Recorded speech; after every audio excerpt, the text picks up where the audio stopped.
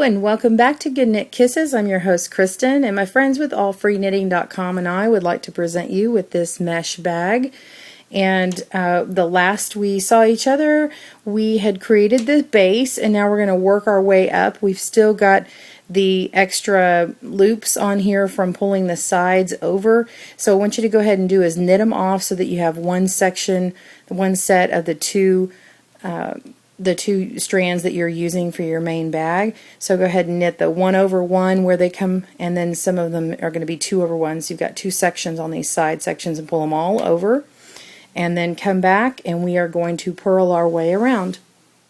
Alright, we are back, and you should have all of your sets up at the top, all these loops, so we want to take advantage of this. Don't push them down. We're going to be purling all the way around, so we're going to lift up, pull this loop off the peg, replace it, and tighten that up. Go ahead and do it again, and I've got tutorials on this slower if you need to look at those, but you're going to pull that purl up from the ocean is what I call it. Take off the old loop, put on the new, make sure and pull that. You don't have to be super tight on this project. It's supposed to be a mesh bag. So if you'll notice, I'm knitting in a counterclockwise fashion.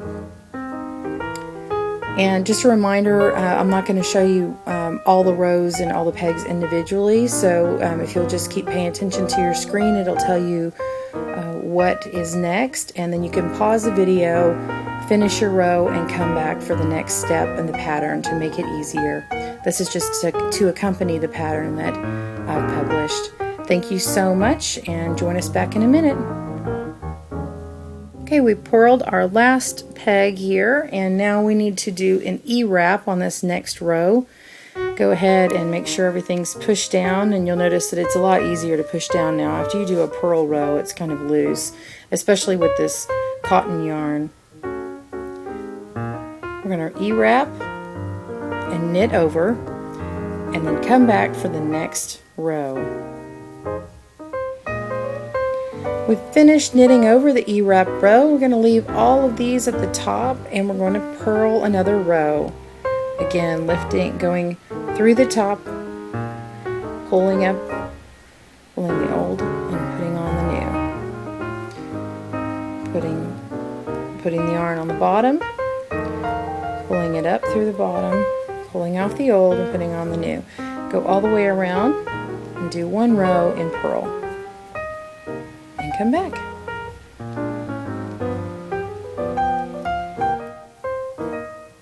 I'm finishing up my last purl row, and now we're going to do it in sections, and this first section is going to be 8 rows of Ewrap and then a purl, and then we're going to have a few sections where we do Ewraps and then purls. So we'll have sets of 5 and then 1, 5 and 1, 5 and 1, but this first section's 8, so it's going to look like a longer amount, and then we'll have the purl rows, which will end up bumping out. So go ahead and Ewrap again, knit over, and do that 8 times. Pause your video, and we'll see you soon. This is the last row of the 8 Ewraps, and we're going to leave them all at the top, and now we're going to do another purl row. And what I want you to do is for the next several rows.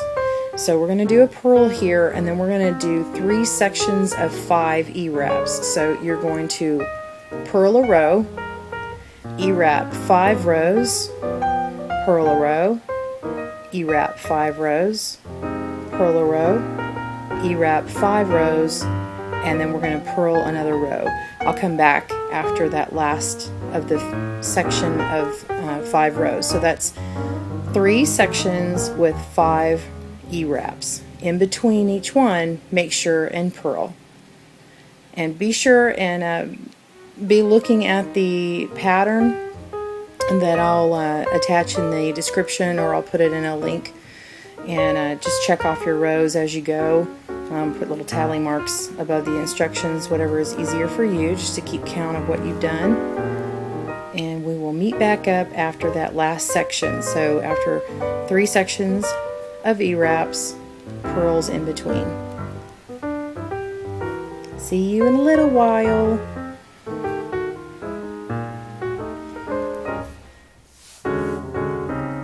Okay, well, great job, good going. We are almost done, and we have just done our 3rd set of 5 Ewraps with a purl in between, and now I'm going to purl one more row.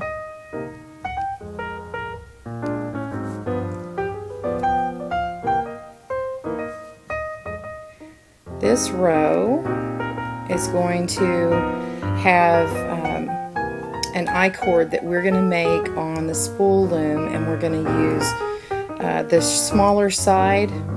There's just, I believe it's 5 pegs on that loom, and we're just going to use 3 pegs. And once we get done with that, we are going to thread it in between this row we're making here and then the next row above it. And I'm just kind of telling you about it so you'll remember later on when we talk about it. So continue on this row and meet me back up.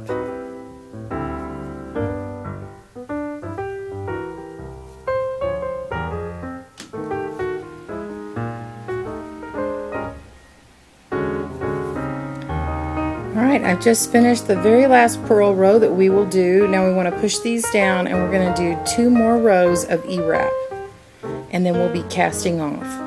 Go ahead and do that and join us back up after 2 rows of Ewrap.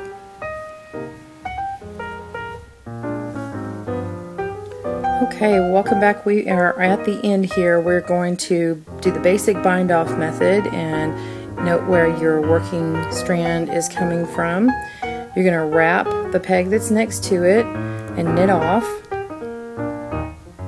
and then take that loop and move it over to the right, and we're going in a clockwise fashion, working our way around this circle. And you're going to knit this off now,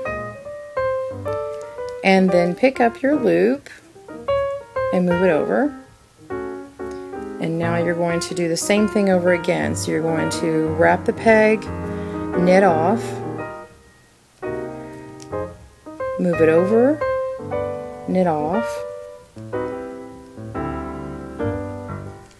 pick it up, and move it over. So you're constantly moving it back over to the left next to where you're about to wrap. Just keep going in this clockwise fashion here and meet back up at the end.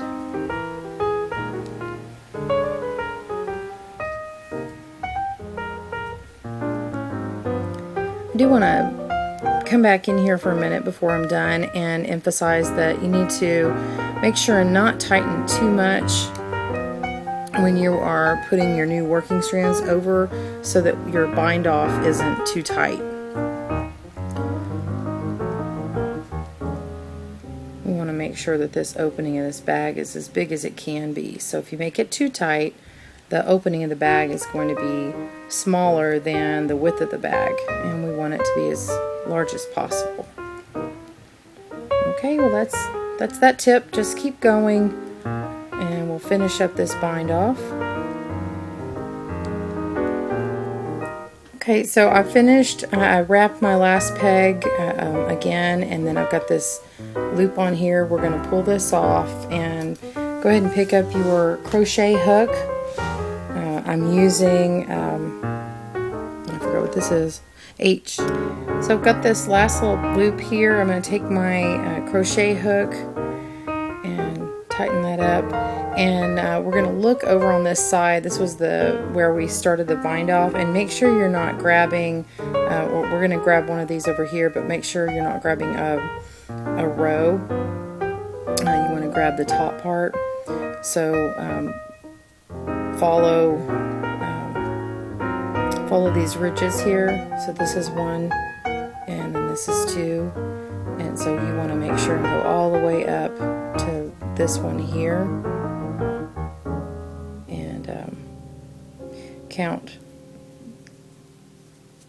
the rows here.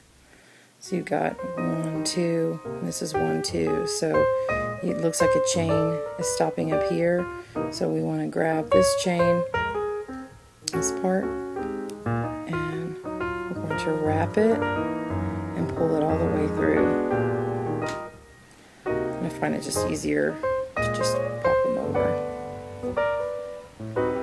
And then we're going to pull on it and cut it.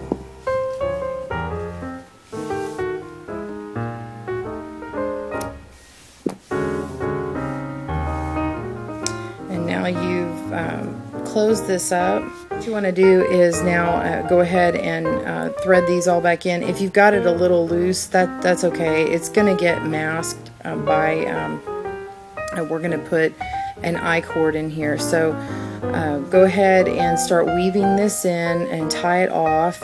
And then the next tutorial I'm going to do is showing you how to make the I-cord. And if you already know how to make an I-cord, then go ahead and make one that is 1.5 times around this loom. Just use this loom as a measuring device. It's about 52 inches or so.